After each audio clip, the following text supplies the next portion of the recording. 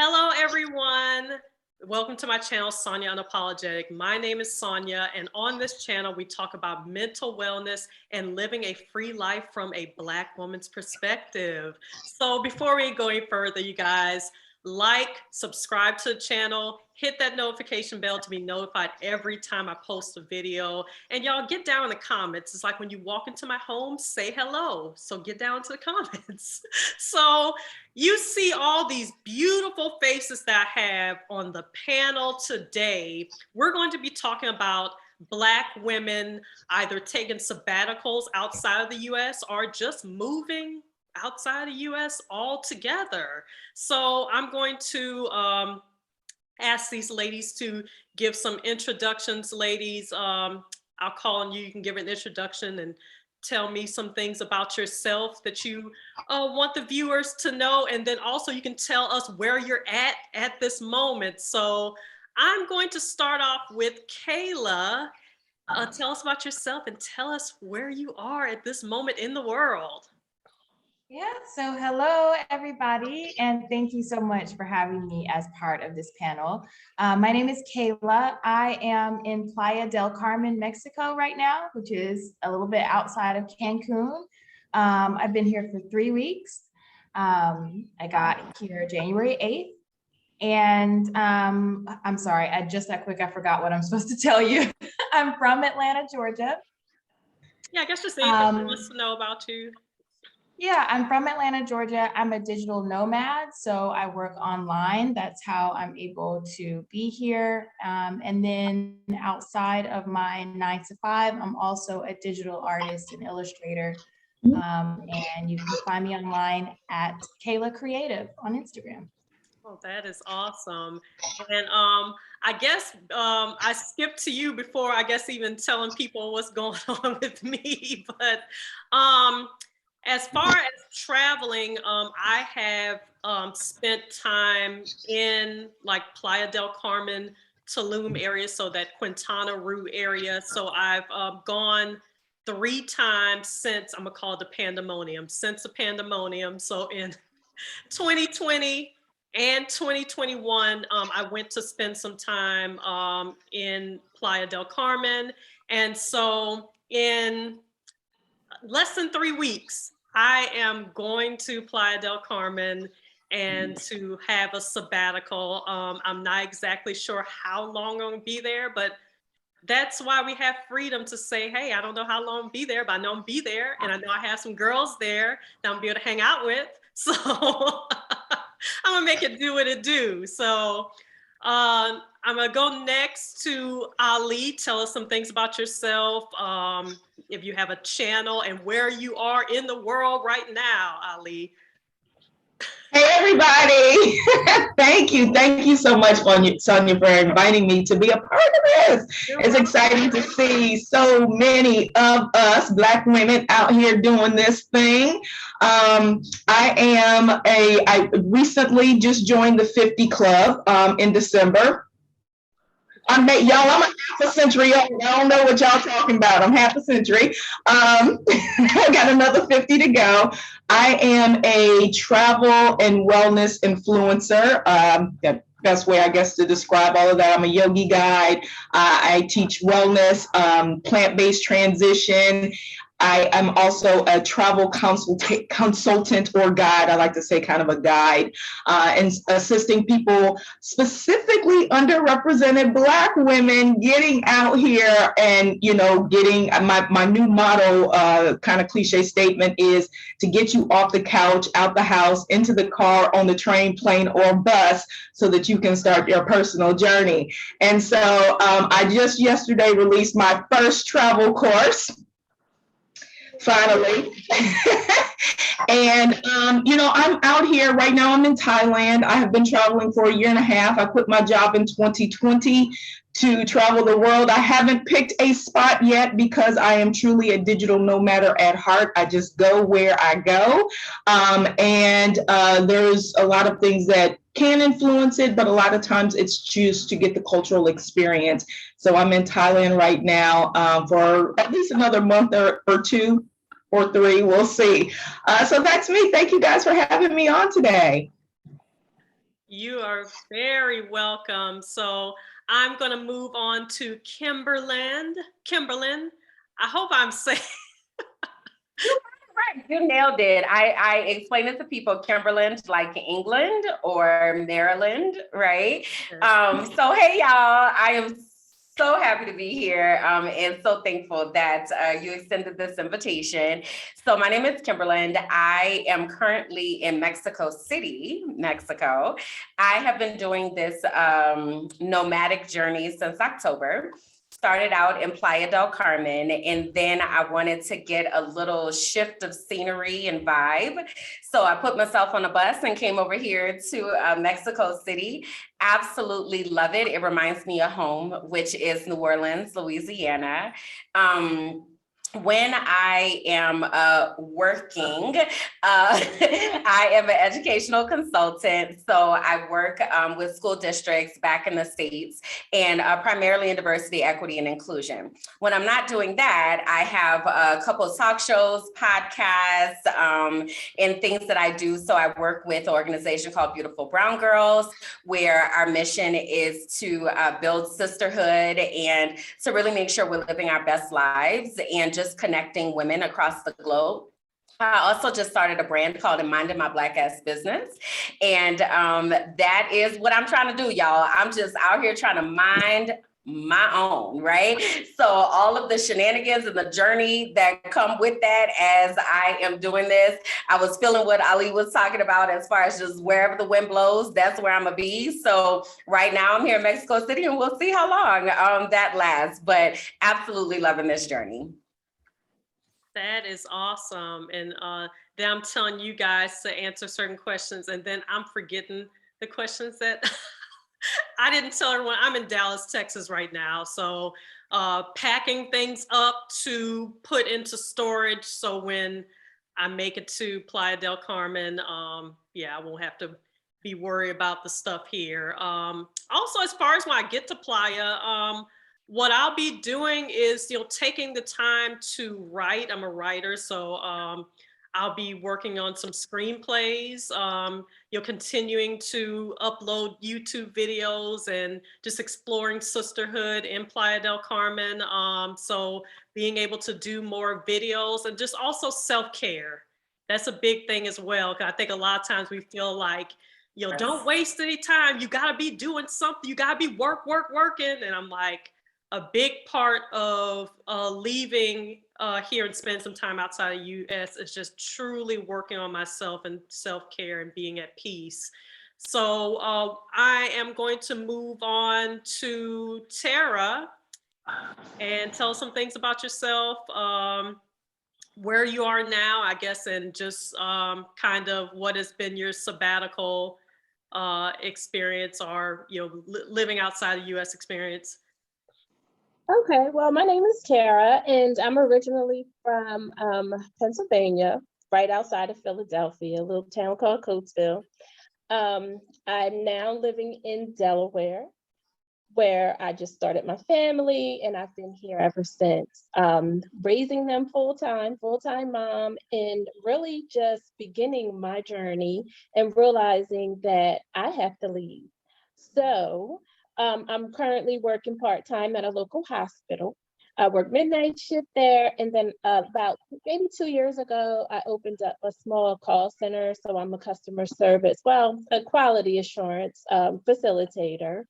So I just manage a very small group of agents trying to begin my remote expat journey so that I can just get up and try to plant where I'm going to be established. Right now, my goal is to start in Playa del Carmen and explore and bop around in Mexico and see where I am going to land. I have about maybe, hopefully 6 months to a year before I can actually consider a move. At least do 6 months at a time. Until then, I'm going to just keep coming over and exploring every chance I get. Mm-hmm. So I'm kind of new, trying to just get my feet more rooted into this expat life and just take my talents remotely and just find some peace. I'm also searching, trying to get some, mental health clarity and awareness, and just really trying to, just explore the better half of my golden year. So I'm going to have my golden birthday in about 2 or 3 weeks. Mhm. So I'm excited. I'm right there with you. Centurion Club, here I come. So I'm excited. I'm ready. Ultimately, I want to go to Costa Rica and see what that looks like.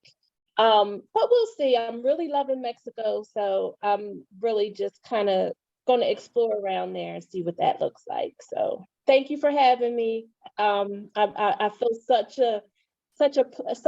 so privileged, and it's such a blessing to be able to have found you and been able to just knowledge share and inspire one another. So thank you for having me. You are very welcome. I tell you, Black women are vampires or something. I do not know what is going on. Just like everybody just, not aging at all. That is just awesome. So last but not least, as far as the introductions, we have Sonja, our woman of leisure. Is that it? Woman of leisure. Yes, I am the poster child for self-care. Yes. My name is Sondra Thigpen Jones. Thanks for having me. I am honored to be with you ladies, just to be with this caliber of women, entrepreneurs, travelers, digital nomads. It's an honor and a blessing. I'm a retired teacher. I taught for almost 30 years in Chicago and realized that, I had done enough. I had done enough. I had raised my children. I had raised 2 husbands, not 1, but 2. I'd had a cat, a dog, a house, you name it. And I was absolutely burned out. I was over it. I was over everything and everybody, including the job, the house, the dog, all of it. And one day I just decided, you know what? This is it. I am leaving. And I came across Stephanie Perry in Exodus Summit purely by chance, because the year before I had been in Spain. I figured, okay, I'm leaving the States. I'm going to Europe. I'm going to just bounce around and travel around. And that was great. But what I found was it was really too far for me, I think, for a first trip out. And I didn't have the sense of community that I needed to thrive. It was lonesome and isolating. And so while it was very beautiful, Spain, the south of Spain is very beautiful. I do advise you go, everybody. It is worth seeing. Putting your feet in the Mediterranean Sea, nothing like it. It was beautiful. But there wasn't a community of women there that looked like me, that understood why I was there and why I might even want to leave the US. And so I came back to regroup, got in touch with Exodus Summit and Sonja, put together this beautiful group, PDC. I fell into it purely by accident because Playa del Carmen wasn't even on my radar. I was going to go to Mazatlan, but there wasn't a Mazatlan group, there was a Playa group. I fell in, and when I tell you it was the best, falling in, the best thing that happened to me, because it connected me with a community of ladies that have allowed me to come and live out my dream, my retirement dream. I had dreamed about retiring by the beach for years. And when I would get angry, yes, I can say this, when I would get angry in class, I would tell the kids, that's why I'm going to the beach. I'm going to the beach. I knew I was going to go to the beach. I just didn't know how it was going to play out. And just making that connection with Exodus Summit and you ladies here that are a part of that group, it made it a very soft place to land, unlike my first venture overseas. It fit. It was a perfect fit for me. It was the beach. I have everything that I need here to be a lady of leisure. And since I don't work, I am fully retired. I really do try to take care of myself. When I say I spa every day. And I encourage women to do it. Black women are the most underappreciated, the most overworked, the most overlooked, the most unprotected. And then we still won't take time. We still find it hard to sacrifice what we're doing for others to take time for ourselves. And I have simply found that there's nothing like self-care. And if you can do that in a beautiful place, or you can change venues and discover more about yourself, I encourage you to do it. It has changed my life. And I'm so grateful to be here with you guys tonight. We are so grateful to have you. It's just wonderful hearing all of you ladies, just talk about your experiences. So for myself, I started thinking about leaving the US in 2016. And so I think in 2016, that was a time to where lots of Americans were thinking about leaving the US. But in 2020, that's when I noticed a lot of Black Americans We're over it. leaving the US. That's when, We're over it. I was seeing online and all of the Black people were talking, specifically Black women. And 2020 was when I discovered Stephanie Perry and virtually attended the Exodus Summit and saw so many Black women talking about either they've spent time outside the country already, or they were packing their bags ready to spend time outside the country. So have you ladies also noticed an exodus of Black women? And if anyone wants to answer this question, and why do you think that is? There's an exodus of Black women leaving the US. Anybody want to take that one? So I'll jump in here. Yes, there is an absolute Black exodus that's happening. And it kind of goes to what Sonja was talking about as far as how we are viewed and treated within the US, right? We are sick and tired of the microaggressions. We are sick and tired of the macroaggressions. We are sick and tired of feeling like it is a sentence to live in a Black or brown body when all we're trying to do is mind our Black ass business in real life, right? So I'll say for me, and Tara, you can definitely relate to this. I actually did a stint, I like to call it, in Pennsylvania. And I was living in Harrisburg, Pennsylvania, which is central Pennsylvania. And I grew to understand after I had moved there, I was there to work with the Department of Education. And I thought I was about to go fight the good fight and work in school improvement and do all of these amazing things for children across the Commonwealth of Pennsylvania. And what I discovered is that racism is alive and well.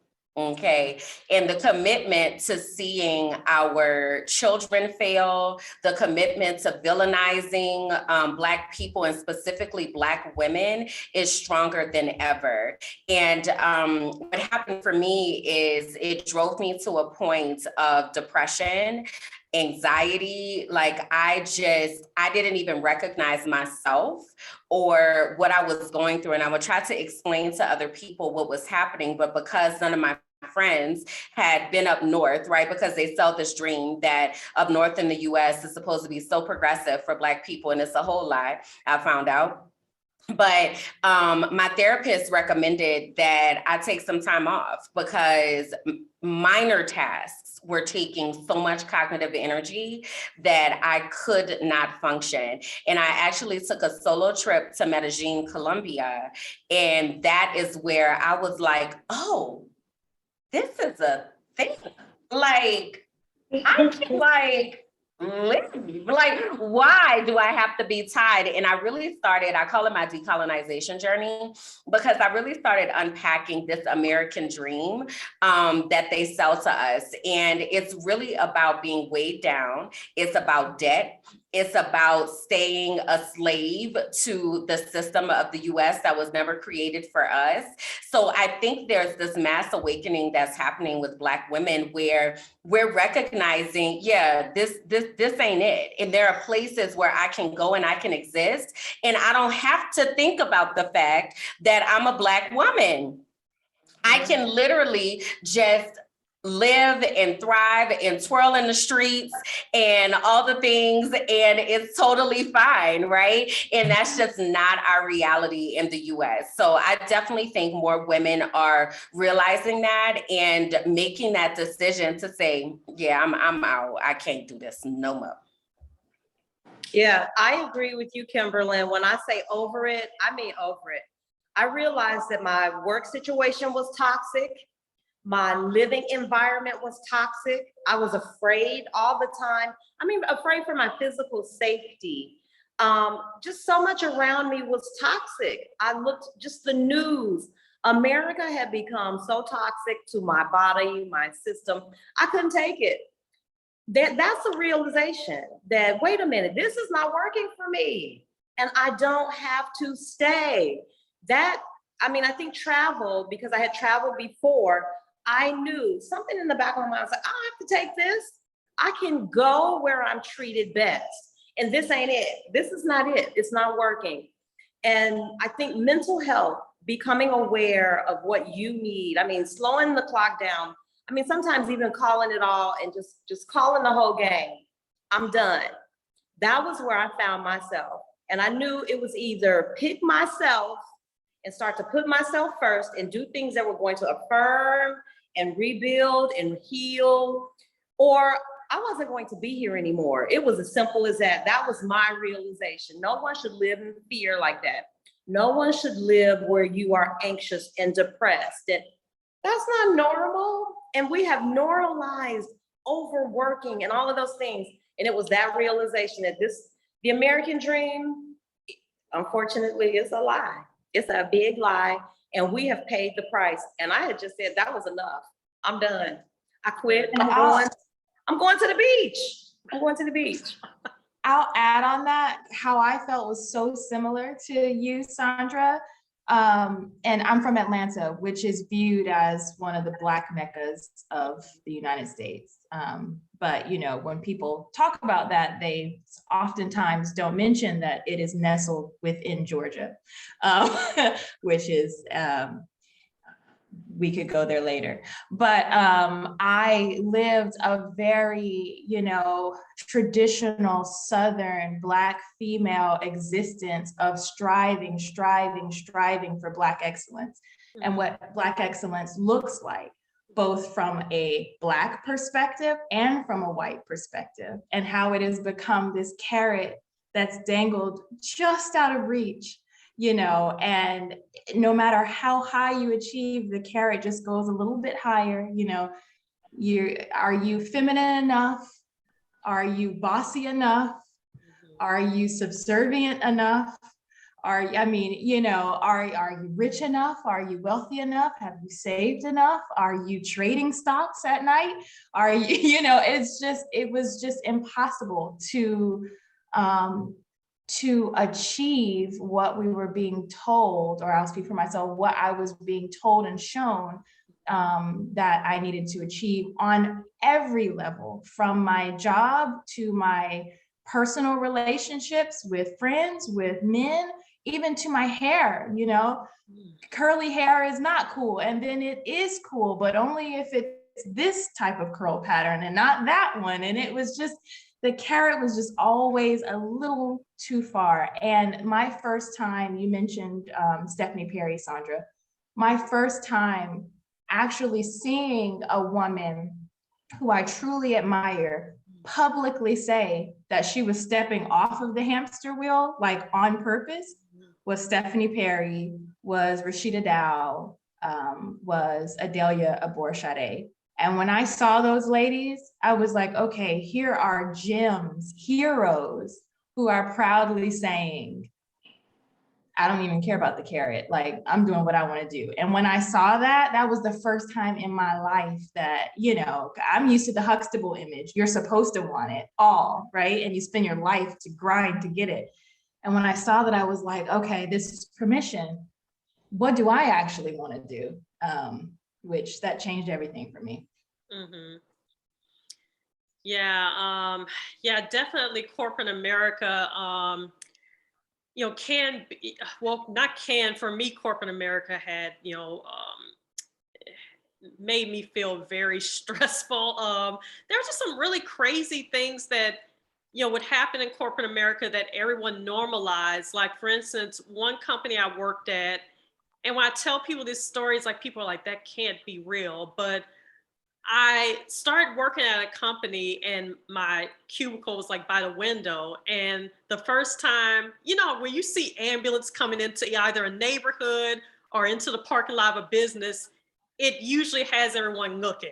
So I'm looking like, oh, the ambulance are here. But my coworkers were just typing like, it's just nothing.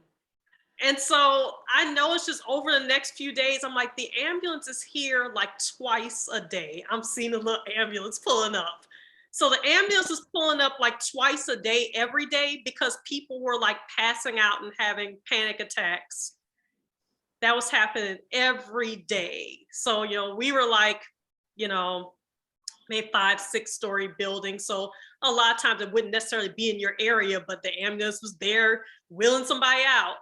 But one time it was a Black lady in my area, and she was the sweetest. I would talk to her every day, and to see her laid out on the ground, feeling like she was having a heart attack, it just like, that just broke my heart. And I talked to her like a day later, or when she came back to work a couple of days later, and I was like, hey, are you okay or whatever? She's just like, I have anxiety, it's been really tough for me here. And I didn't want anyone to know that, she wanted to be able to hide it. But that was just so insane and bizarre that, like, if I, was the CEO of a company or something, and I just saw that happen every day, I'd be like, what do I have to do to change this? Because this is insane. But the fact that that just kind of became the norm, I'm like, okay, the ambulance probably know the security nearby by name at this point. Like, just set them up with a cubicle there or an office there, because if they're there every day, just give them an office at this point. But that was something, and that particular job was very, very, very stressful for me. I was having panic attacks. I was in such a dark place at that time. And I'm just like, that's not something that, I'm not going to normalize that anymore, because a family member told me one time, she's just like, well, you're just going to hate your job. That's just life. And I'm just not normalizing, like, you gonna be in the struggle, you gonna hate your life, that's life. Like, who are you to think that you get to enjoy your life? Are you crazy? It's like, no, I'm rejecting that. It's like, I get to decide to enjoy my life. So I don't know if anybody else wanted to touch on the Black female exodus from the hamster wheel. I will say really quick, kind of just tying in what all you guys are saying, because I'm at the same place, and why I left my job of 19 years. Plus they kept moving the needle, Kayla, of early retirement. I was like, I'm over it, y'all. Not gonna make me stay another 6 years. I can't do it. Stop it. Right. But what you guys are talking about is choice. And we have been taught, specifically Black women, that we really don't have any choices, right? Everything is based on, and add in, if you're a parent, I'm a mother as well, and a Mimi, so I'm a grandmother as well, but add in all these other things of servitude to everyone outside of yourself, right? And so this whole notion of what you're going to go and enjoy life for you, and that leads into everything else. Well, how are you going to find happiness? How are you going to date? How are you going to get married?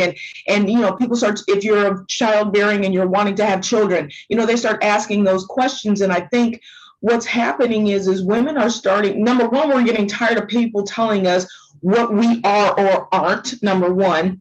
And then number two, realizing that we are primarily the one sect of people that is kind of being left behind when it comes to relationships, when it comes to exploring and living and being truly fulfilled and happy. Because why? We're waiting on what the traditional Black family looks like, what the traditional Black life looks like. And we don't know what that is because it's been defined for us. And I think women are finally, specifically Black women, are like, okay, wait a minute. Everybody happy, everybody getting married, everybody out here, they getting flued out, all kinds of stuff, right? And we're still sitting here slaving over and then being criticized for slaving over. And so, yes, there is a huge Black exodus, Black woman exodus. BWE, there's a BWE happening, y'all, definitely. Love that. Oh, the Great Resignation. Oh, we're definitely leading the charge. The Great Resignation probably got started in the Black woman's kitchen, I'm pretty sure. No, we're at the forefront. I mean, I think when you want to take the pulse of the nation, anybody will tell you this. Go see what Black women are doing. We are right there on the cutting edge. We've suffered long enough. And I think enough of us are saying, that's it.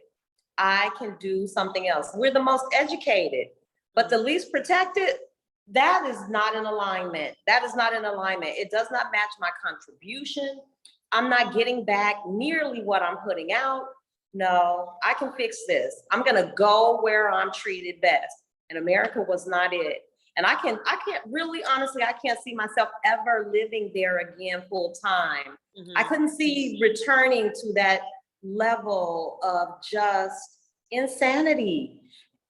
I've totally disconnected from the news. This is just a little aside, but if you go back after not watching the US news and watch it again, the level of angst, that's not a mistake. They know exactly what they're doing. I heard someone say America's the only country that makes you sick and then charges you for the cure. That's America in a nutshell. No, I'm good. I'm good. That is so true. So for Black women who are looking to leave the US, what are some things that you have to consider? So have any of you just decide you were going to another country and didn't consider your Blackness and just kind of like, okay, let me get a map and close my eyes and I'm going there? Or do you consider your Blackness? What do you guys consider when you're going to another country? Anybody want to answer that? So for me,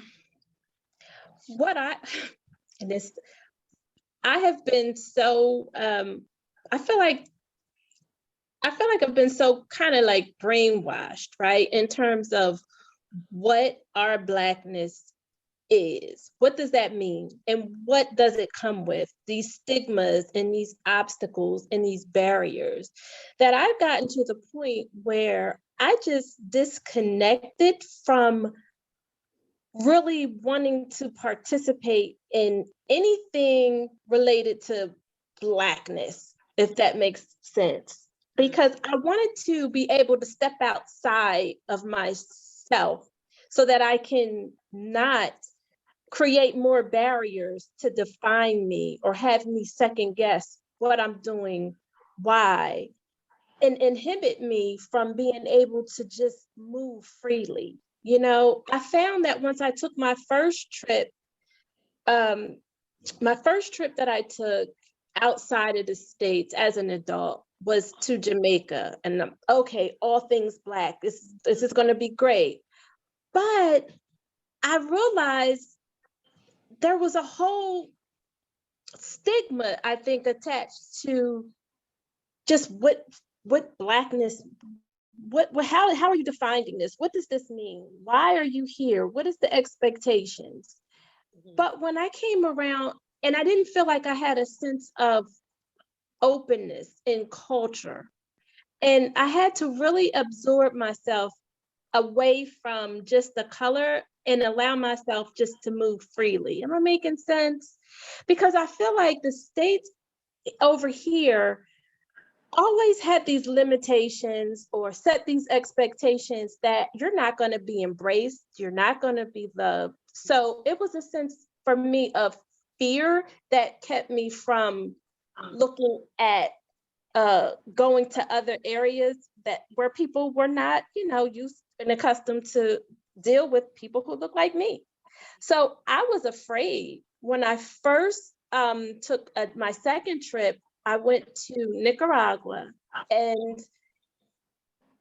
I was received. And I think that was the first time that I realized that, you know, others really do see past your color. And so that was my lesson, to just, you know, stop trying to, you know, not allow all these negative situations and stigmas and things attached to me, and allow me to just limit myself, because we are loved and embraced by other cultures. We're fascinating people, and we just got to allow ourselves to get out there in those uncomfortable arenas and just soar, and allow ourselves to just lead in love, and receive it back, and not question it, and not, you know, walk around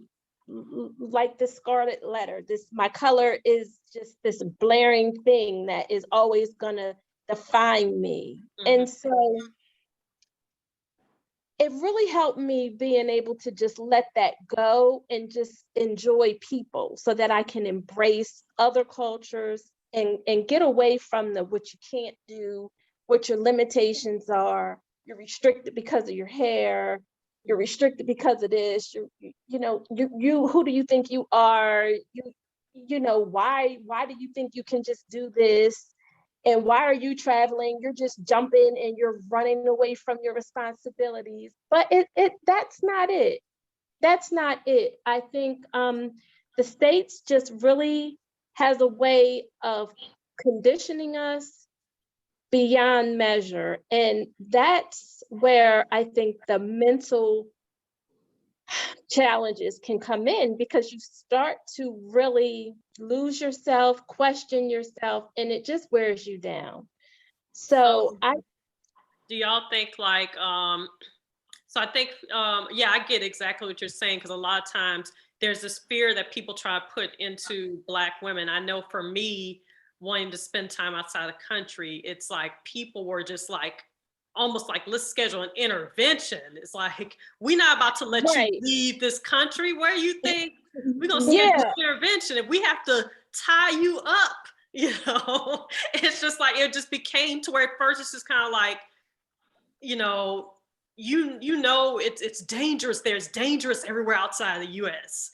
And then it's like, once they knew like, oh, that didn't get her, it's like, it becomes stronger and stronger. It's just kind of like, hey, did you see this? Did you see they were shooting out there? Did you see? It's like, why y'all not saying me where they shooting in Dallas? Y'all didn't send. Y'all didn't say that then.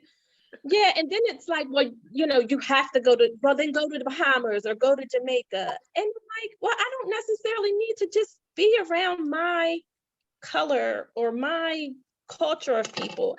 I want to be around and embrace others, and really truly allow myself to a moment to be accepted, period, and have a different experience. So if I'm making sense. Yeah, no, you're making complete sense. So like me going to Mexico, they're like, but you don't even, what do you know about Mexico? You know, do they like Black people? And then you find yourself like, well, there are so many Black people there. And then you just realize in different parts of the country or the country parts of the world, we are there, right? And then you start everywhere. Realize we're everywhere. We're not just in the top 10, you know, demographics of, you know, common areas where Black people thrive. We are in a lot of different places. And so I was glad to be able to just jump out and explore other areas. That is freedom. That is freedom. Sondra, you were gonna say something, or I think somebody was. I was going to say there are two things that I've noticed, and I think that the media, mainstream media in America has done a great job of selling us the American agenda. Mainstream media does it better than anybody I know. I'm talking about in terms of brainwashing us into thinking that America is the greatest country in the world, that the American way is the only way. It's the best way. We have the best of everything. I found the second thing is the further I got away from America, the more I traveled and the more places I went, the further I distanced myself from that American kind of perspective. I found that half of that stuff isn't true. First of all, it's a snow job because we need you to stay in America. We need your work, we need your labor, we need your contribution, we need to underpay you so that the 1% can remain the 1%. So the sale is in and it's on, and so many of us have bought it. But travel for me opened my eyes, it changed my perspective. I was able to see, wait a minute, I am more than just a Black person. I have been in spaces, I promise you, across the globe where I didn't even know I was Black. Nobody made an issue out of my skin color. Nobody made an issue about the texture of my hair. I was just an American. I was defined more or less by my passport, more by my passport than by the color of my skin. And for me, that was freedom. That was, oh my God. They see me. I felt seen. I felt appreciated beyond just my Black experience, which, you know, that was eye-opening for me. I say travel opens your eyes, it opens your mind, it changes your perspective. The best time I remember having, definitely in Spain, was the first time I felt like I wasn't Black. They just wanted to really know, like, what color is your passport? That passport is powerful. The American passport's a powerful passport. So I agree. I think the mainstream media sold us a bill of goods, but travel changes all of that. I encourage everybody, get out, get as far away from your comfort zone as possible. Yep, it's uncomfortable, but it isn't unsafe. Don't believe everything you hear. Yes. The media will make you think that every place is less safe. And if I can jump on what Sondra said really quick, coming to Playa del Carmen, these past 3 weeks have been some, outside of these 3 weeks and the times that I have also traveled, these have been the only times in my life that I have been able to be me without Blackness overshadowing the other parts of my personality. And that's not to say that I would ever want to lay down my Blackness, because that is an essential part of my identity, at least to me. But to be able to be something in addition to Black, in addition to a Black woman, and to be able to have privilege in a place, automatic privilege that's assigned to me the moment that I walk into a room, that is an experience that I really think all Black people should have. I mean, when we move in spaces here, Sondra and I were just out last night. We were able to actually literally off of our word, book an entire bar, just off of our word. They went in, they allowed us to have the people that we wanted to have in the room. They served us completely. We had our own bartenders. We've had a great night. We didn't put down a deposit. We didn't give them any information. We walked into a room with privilege, and there's classism at play there. So, I mean, it's complicated, but it's for the first time being given the benefit of the doubt.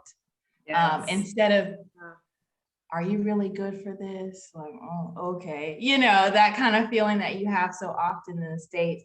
And I wanted to say one thing about fear that I find so interesting, because just like all of y'all, I've been getting all the articles when one person gets shot in Quintana Roo, 50 people sent it to me, and how dangerous Mexico is, because Mexico is just one place, right? Like one seedy back alley, right? But what I think is so interesting is when it comes to engaging with other countries from a purely capitalist perspective, when it's time to go for a 2-week vacation and spend a lot of money with American-based companies in these other places, the place is not dangerous. But when you remove yourself from the American economy and you go to this other place for longer term, all of a sudden it becomes this hazardous pursuit. And, I just found it so interesting because I vacationed in Playa del Carmen and in Cancun oftentimes, and no one ever asked me, are you sure about this? It's dangerous, because I was staying at a resort and I was spending a lot of money and I would be back to work on Monday. But the same place in a different situation, all of a sudden I am risking my life because I'm choosing to do it in a way that does not engage with capitalism in the same way, which I think is just so interesting. Yes, I completely understand and can relate to that. Kimberland, did you want to jump in and say something as well? Yeah, I'm gonna let Ali go first though, because I saw her on mute a couple of times, and then I'll go after her. Ali, I know you have to jump off in a bit. I don't know if you want to say some final words before you depart from us. Yeah, this is so good. Bring me back for part two. I just thank you guys. I am about to just move. I was going to try to just like slowly like disappear, Like 9 a.m. there, like you're in the future. How's the future?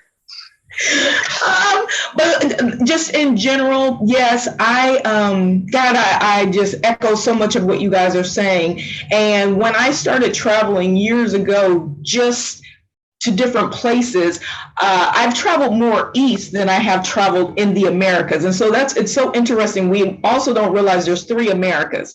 So when people ask where I'm from, I never say I'm from the United States, because number one, that adds a whole complexity. I'm a Black woman, I'm from the States, oh, you rich. So that's a whole nother thing. I know y'all gonna get to that later, right? Cue me in on that one. And I don't walk around with my passport, because my passport is also a target kind of thing as well. I want you to like me because you like me. You want to hang around me because, of my personality and things like that, not because you see that blue passport, right? But the other part of it is, like you guys are saying, it's nice to go somewhere and have the concept of being accepted simply because you're here. Where I'm going, I kind of organized a group event basically with people that I connected with. Sonja, you saw the picture. Those folks, we're all going to go on a boat with some other people that we met, and they put this whole thing together. We ain't paying for nothing. We got 2 yacht rides this morning. It's supposed to be yesterday, so it conflicts with my podcast time with y'all. But because I organize it, I need to be there. So, but things like that, you guys, like there's, and in the back of my mind, the U.S. part, my last 48 years is going, okay, all right, well, what do they want? What do they this? Is this stuff? Yeah. And it's so amazing. You guys are talking about this connection to capitalism. And one of the things I wanted to mention is, starting to think about why the United States is so grand, because it is. As much as we're just like, man, we want to leave the United States, but honestly, it is the most powerful place. But why is that? Because it has the most circulated money. Why is that?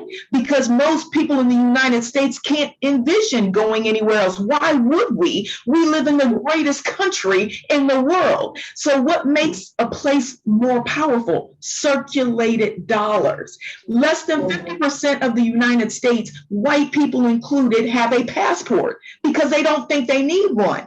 So we don't have, our economy is built off of retail. We're not built off of tourism. It's the same thing. But how do we make so much money? From who? Black people. Black women probably, and I don't know the statistics, y'all, the amount of money we spend on beauty and hair could probably supplies. So what happens? I have a post.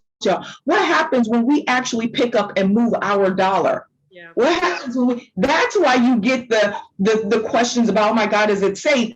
Y'all, I went to Mexico a year ago. That's where I started. I went to Mexico for 2 weeks vacation. Y'all, I've been gone for 18 months. So I started in Mexico, then I went to Africa for a year, and then I came to Thailand. And let me tell you how mad I was at myself. I went to 10 cities in Mexico. I was so angry at myself for ever believing Mexico City is amazing. If it wasn't landlocked, y'all, I would be there. I was so angry with myself because I was like, how is it that your government says the things that it says. We have such an alliance with Mexicans because of our border relation, because of our wars and battles. There is such a Black and Mexican alliance that we don't hear about, and all of these other things that kind of happen within the realm of the world anyway. But we don't realize or associate the things that the information that we're receiving is coming from the same entities and institutions that are trying to keep us from flourishing. And so I'm going to close with that, you guys. I'm going to get out of here because, y'all, this is a great conversation. Please have me back, Sonja. I promise I won't dump a book. Oh, no, you're good. Go to your yacht, ma'am. Go to your yacht.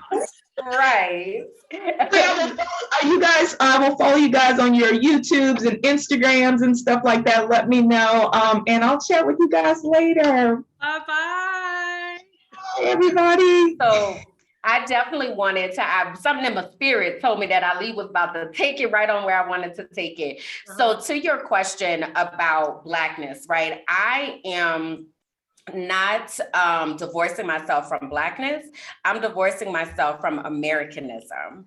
That word for me is even a trigger now, right? So I didn't realize until I started taking Spanish classes. My Spanish teacher is from Colombia, and we were practicing introducing ourselves, right? So I'm like, soy americana. So she says, don't say that. And I'm like, well, why not? And she said, because I'm American too. And the level of disgust that I received in my spirit for the United States to feel like we have a monopoly on that word, that we get to dehumanize other people and strip that from them, even though they are in the Americas, right? So we've got North America, Central America, South America, all these people are American, but we feel like in the US that we're American, American made, America first, America this, America that. And so I don't even tell people I'm from the US anymore. Mm-hmm. I tell people that my bloodline is from Cameroon. Mm-hmm. And I just so happened to live in the United States. I don't want to have anything to do with the United States and the way that the US has programmed and brainwashed us about other places. I'm rebellious. So one of the reasons that I came to Mexico is because I wanted to see for myself. Y'all saying, oh, Mexican people are this and that and whatever. When I tell you I love this place, I love Mexico, like everything about Mexico. And that Mexican Black Alliance is a real thing. Like when people see my Blackness, they accept me because of my Blackness. And I don't want the fact that I just so happen to be born in the United States to be a deterrent from that. So for me, it really is about recognizing the lie that the US is and just divorcing myself from all of it. And especially because I work in DEI spaces and I'm constantly talking to people about privilege and talking to people about bias and really exploring those things. It's important to me to do that for myself, right? So I recognize that I have the privilege to make a decision to be able to remove myself from the toxicity of the US. But then the question is, how am I utilizing that privilege in order to add to this country that I'm in?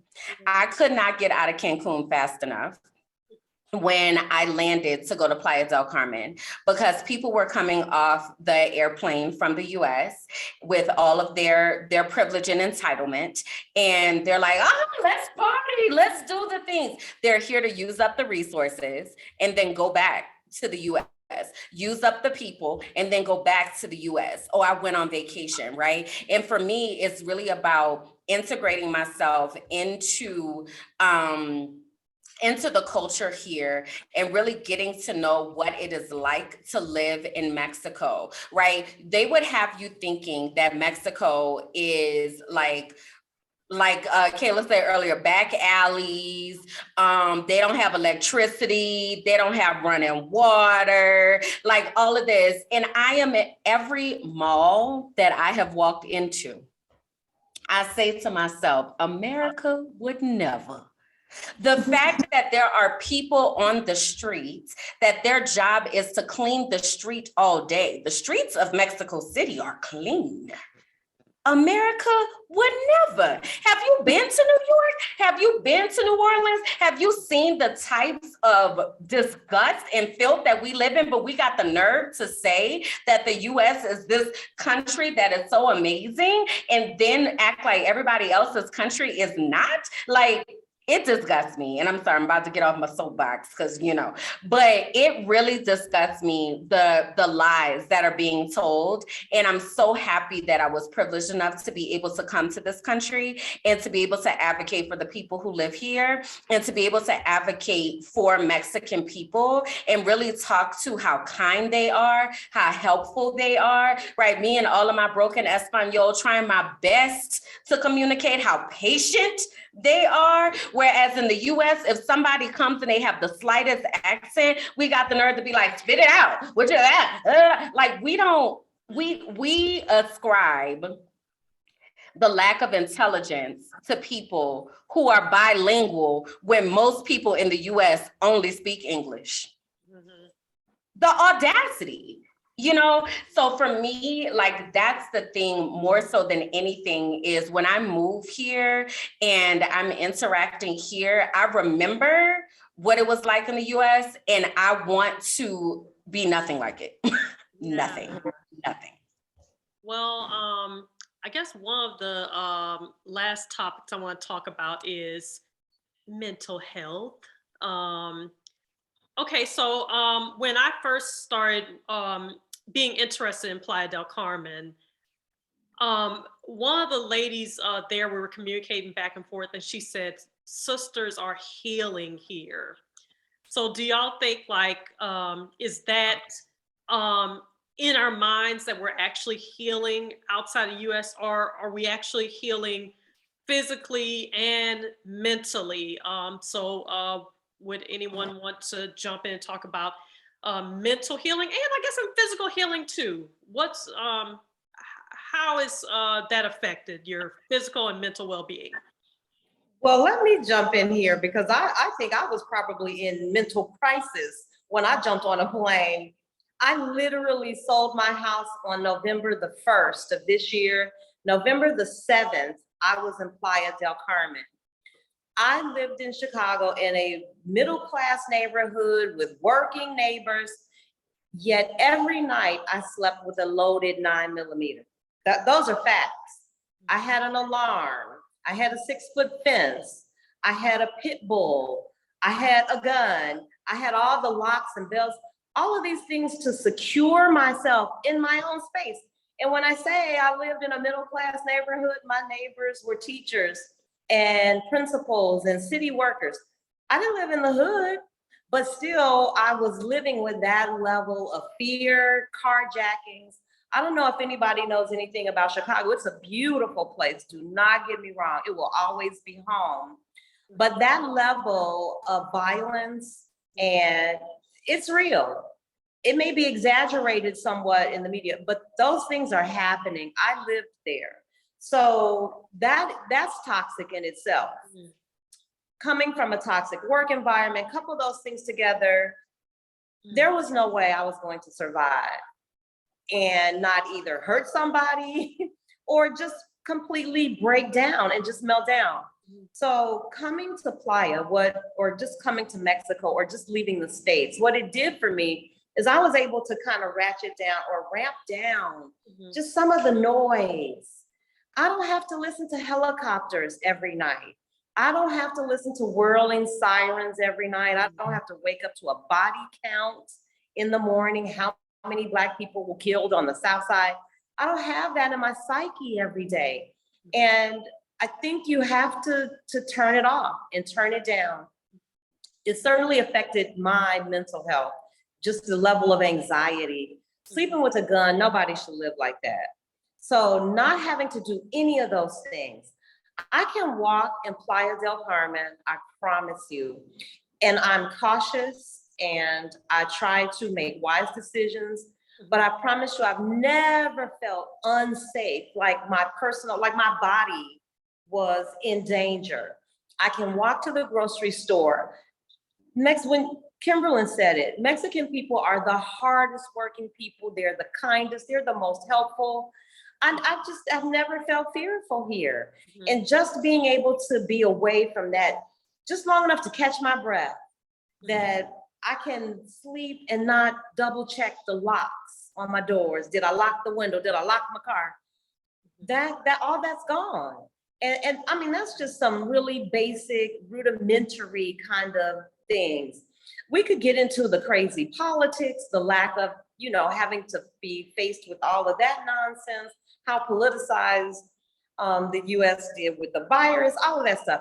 All of that stuff is anxiety and angst.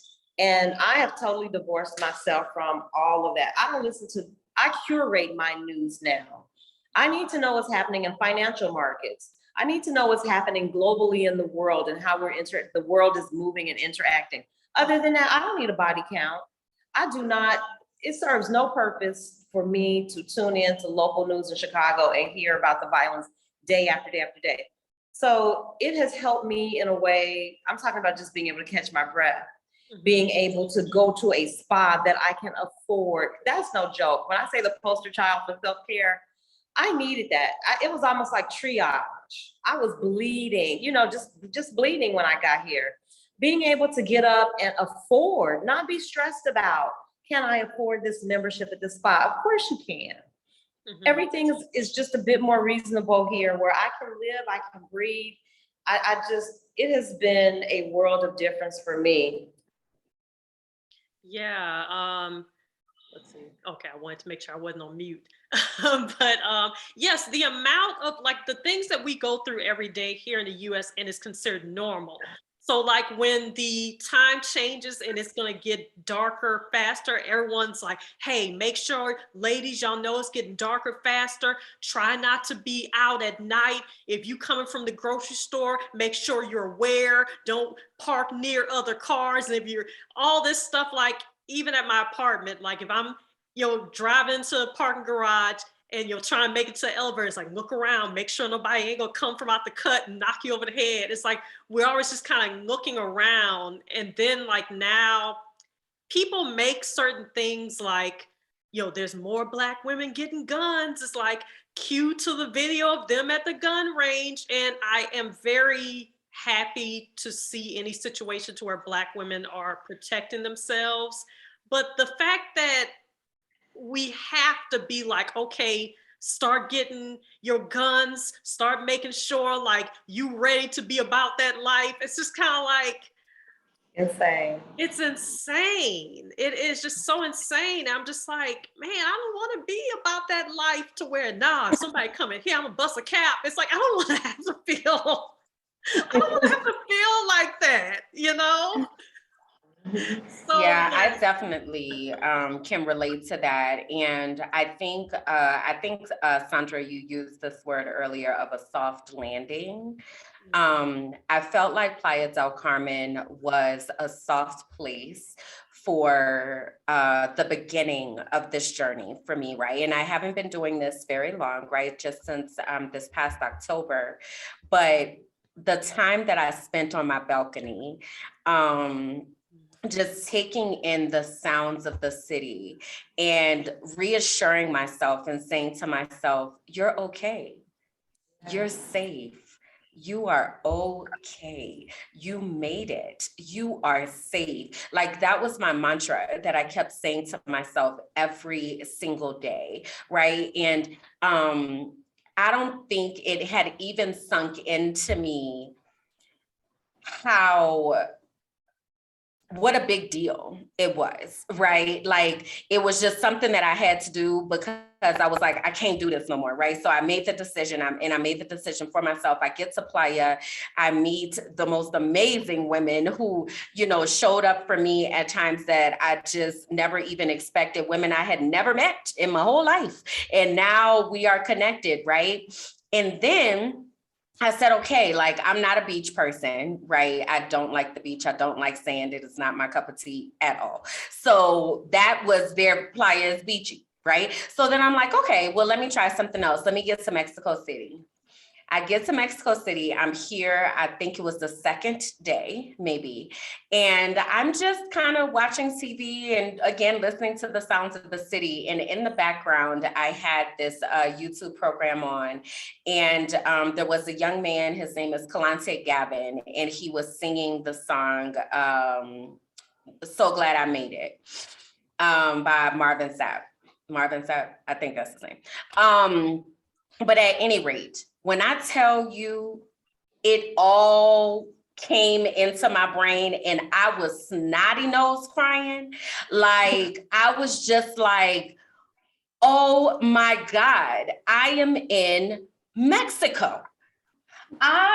Me from New Orleans, the me that was like, oh my gosh, I gotta go to college because I gotta get out of this situation. The me that's been in an abusive relationship, the me that is just trying my best to do what I know to make a difference in the world. That me is sitting here in Mexico City, free.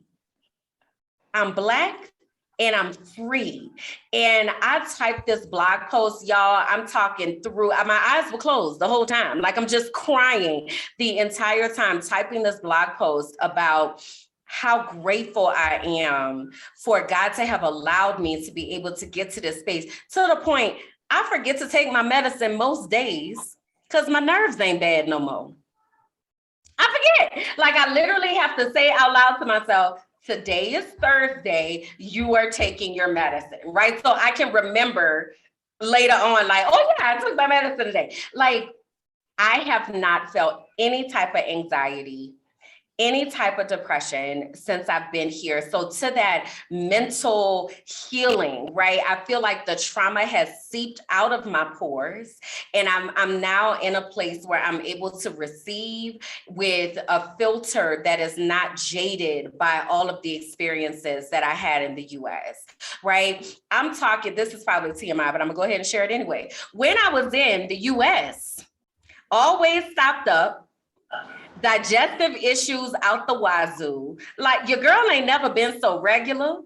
I have like, I just, and that's something people might take for granted, right? If y'all don't have those issues, but sis had the issues for years. For me to wake up and know that I'm not going to have that issue, right? It is just completely, I wish I could conceptualize it.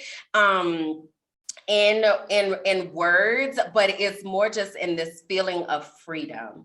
I just really feel so free and free to exist in whatever way that I choose to exist, free from judgment, just able to access, able to move, able, like it's like nothing I've ever experienced before. That is so amazing. I know, Kaylah, you want to jump in?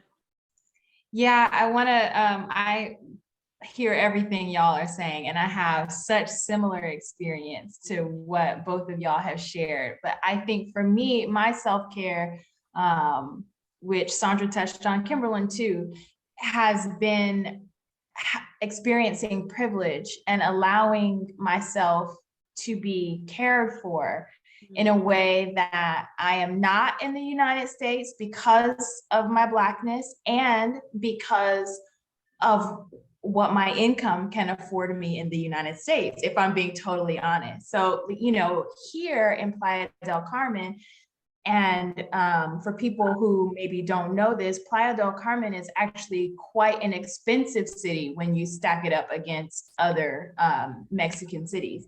But even here in a tourist beach town, I am able to have private drivers. I mean, Sonja will tell you we have private drivers multiple times a day. I just sent my laundry out for someone else to do my laundry. I can eat what I want, go where I want, do what I want. My apartment is something that I could not have gotten at this cost in Atlanta. I have 24/7 security here, actual guards that sit and man the gate all day and all night. There are 5 pools in my complex just here for me. There's a gym, there's all this stuff. And it's just to have that experience and not to think about how I'm gonna pay for it and it just be a part of my life that I'm working on accepting. It's not been that long. So this is a experience of reminding myself that it's okay for me to have these things and that I can rest in this instead of feeling a little guilty for it, because I do have friends that are experiencing this with me. That has been a form of self-care. And Mexican people, it is such a culture of service. And they are just the kindest, most welcoming. They are looking for ways to be of service to others. And it makes me look for ways to be of service to them and to of our community here. And it is, I can tell it's going to really affect my mental health in a positive way once I'm able to get to a place where I can just really like fully allow myself to accept that I can live like this without being penniless and without working myself to the bone. That is just, yeah, everything all of you said is just so beautiful. Tara, did you want to add some of the mental health when the last time you went to Playa del Carmen, could you feel like some of the release and it felt less stressful or? Absolutely. So the last time I traveled, I went basically for me to, really get a feel for, okay, am I really about to do this? So I wanted to go over and really just kind of get a feel for what the area was like outside of the resort. That was my first time staying in Playa. I had been there before visiting. I have a friend over there. I met in the airport, speaking about just love and embracing who I am just as a person. We instantly connected like maybe 5 years ago. She's a younger young lady over there, and we just connected here and just knew instantly, like, I'm going to stay. She wanted me to stay over and kind of just explore and see just how beautiful her country was. It was something so simple. So I decided to stay over. Our flight was delayed. And we just stayed another 3 or 4 days and spent time with her and her friend, and just kind of went around off the resort. And that was my very first time in Mexico doing that, but it just felt right. And I was just so in awe about how loving she was. I mean, she called her mom, and it felt like we were just connected like as family. It was just the most genuine connection that I had felt. And it came at such a point in time where I know I needed it mentally, because I just been through a lot mentally, right? And so had all this stuff on my back, like work, taking care of my parents. They were ill. I'm the youngest of 7. And all I knew was, well, somebody's got to do it. Nobody else will do it. So I put all this stuff on my back, and I just was completely mentally fried, but used to moving at a rate with all this overload mode. And you don't really realize that until you step away. And so aligning myself with someone, a stranger that just really took time to embrace me and just be authentic, just nothing to gain, just a genuine, I want to really show you my culture and trust that this is a beautiful place. And so I did that. And ever since, I've been going over annually and visit. I went over this past time, and I just felt at home. And let me tell y'all what happened. I took my daughter, it's her birthday turned 18. I lost my wallet, my ATM, my debit card, insurance card, my driver's license, in a taxi, I think. Long story short, nothing happened. No one took a dime from me. And I mean, and I'm like, where in the world did it go? No one, I left it open maybe 2 weeks even after I came home. And I know that's not to say everyone is malicious and, the heart of man is sour and, people are poor and they're just going to rob you and you're an American. And, not once did I feel like scared, afraid. Even in that, I called back home and I shared it with my sister. She's like, you better get out of there. They know what you look like. They can take your stuff and, they can come find you and they can kidnap you and all this just bad stuff. I'm like, it just didn't feel like that. It felt like this was my moment to really embrace this journey, know that I'm in a safe place to be able to just explore and let go of all the anxiety and toxic thinking that, creeps up on you or is even put into me, right? Because a lot of my family and friends are, well, why are you doing this? You can't keep running. Just stay here and, you've got this home, your kids are here, and just put all this negativity on me. But I'm like, I am over. I can't even explain it.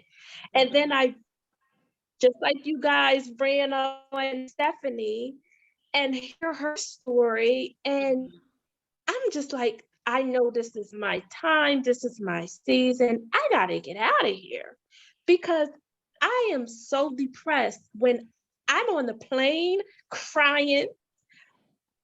I didn't want to come back. And as soon as I get back, I'm planning my trip back. So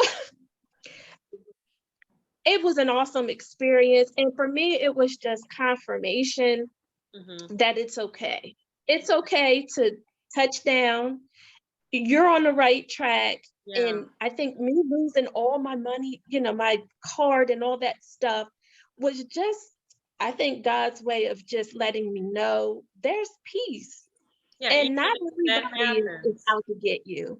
Yeah. Even if that happens, it's like a lot of times it's like we are so taught to go into panic mode. Yeah. If something like that happens, it's like, oh my goodness. It's like, like you're gonna die because you lost your wallet or whatever. But it's like a lot of, if something goes wrong, it's always fixable, and I think a lot of times we're just taught to be in this panic mode. But another thing that I know is that there's a lot of gaslighting when it comes to Black women wanting to leave the US. So I've heard, like, you're trying to run away from your problems, but your problem's going to be everywhere. So it's like this idea of you just think it's going to be better in another country. There's problems in other countries too. It's like, so that feeling of making you feel like stupid for wanting to spend time in another country. It's just like you trying to run away from your problems. You think that another country is perfect. Ain't no place perfect. Just those little tidbits that people tell us to kind of dismiss, Exactly. Yeah, it is crazy. But I'm not going to keep you ladies forever. This has been an amazing conversation. We definitely need a part 2 for sure. Yes, we do. We will for sure do it then. So before we head out, is there any, I guess just shortly, any encouraging words that you want to tell a viewer who is a sister who is watching, who wants to leave the US, but she's scared? Anybody? Go. I just want to say, take the leap of faith, jump, go, enjoy, embrace, move in love, and be open to receive what your blessings are, because you never know which way they're going to come, but just trust and believe that they're going to come. Okay, anybody else? Yeah, I would say do your research, right? So I watched hundreds of hours of YouTube videos, but do your research. The hardest part is really making the decision. Silence the people that are trying to influence your decision and lean into the people that have understanding of what it is that you're trying to do, and find community. Had it not been for the PDC group, I don't know what my time would have looked like. You know, Tara came through in the clutch one time. I didn't have no internet. I was like, oh my God, like, what am I gonna do, right? So find community. We are everywhere. So join the expat groups, talk to people, ask questions of people that are in the experience, not people that are still within the US matrix. Okay. I would also add that Kimberland said research, and that's certainly important. While you don't need a mountain of money to make this mission happen, it is important, though, that you come and that you have some measure of financial security. You don't want to be out here winging it, because that can be stressful. Because trust me, things will go wrong. We're in another country. It's not perfect. There's no perfect place. But it's those imperfections really that have made me stronger. They have made me more grateful. Gratitude and humility go a long way. I'm telling you, I have been humbled so many times, but out of that humility, I've just grown just more grateful each day. One, for the experience that these people allow me to come to their country and enjoy and partake. Oh my gosh, with such loving hearts and openness, I am humbled because they work hard. Oh my God, the things that I've taken for granted in the past, you know, just watching how hard these people work, I realized how privileged I was, even though the work was hard and it was stressful and it was toxic.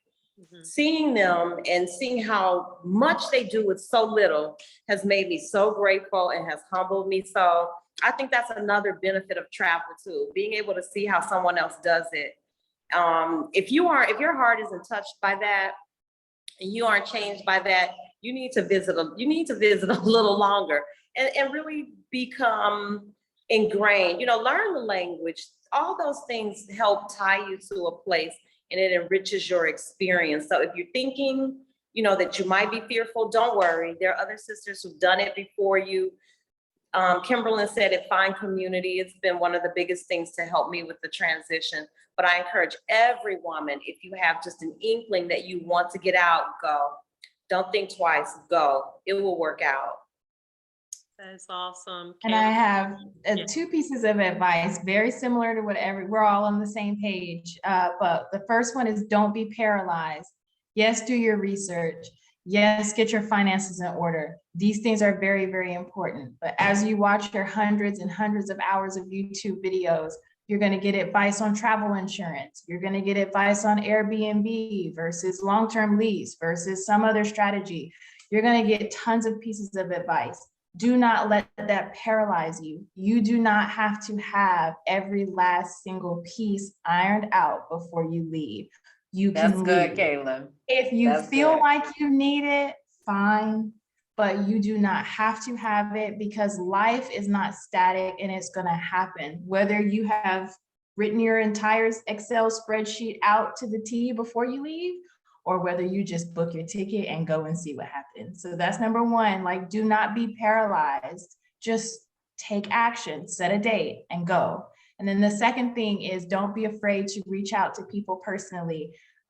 You see all of us here on this video, we're probably all in similar Facebook groups. You're probably doing your research in those groups and telling yourself, I'll reach out when. Don't reach out when, reach out now. Life is to be lived right now. So just take the action right now. You can do it. I love that. You ladies are so amazing. In less than 3 weeks, I'm going to be seeing Kaylah and Sondra. So I'm ready for the rooftops. I'm ready for some drinks and just to relax. Spa time. Yes. Oh, spa time for sure, for sure. So I'm so ready for it. And to the viewers, like, subscribe, get down in the comments and just, talk about your experiences with either spending time outside of US, or if you've been thinking about it and you've been scared or whatever, let's just have the conversation. Hit the notification bell to be notified every time I post a video. And that is all that I have for now. So goodbye, everyone. And thank you, ladies. Thank you, Sonja. Thank you for having me. Y'all are so welcome. Bye-bye. Bye.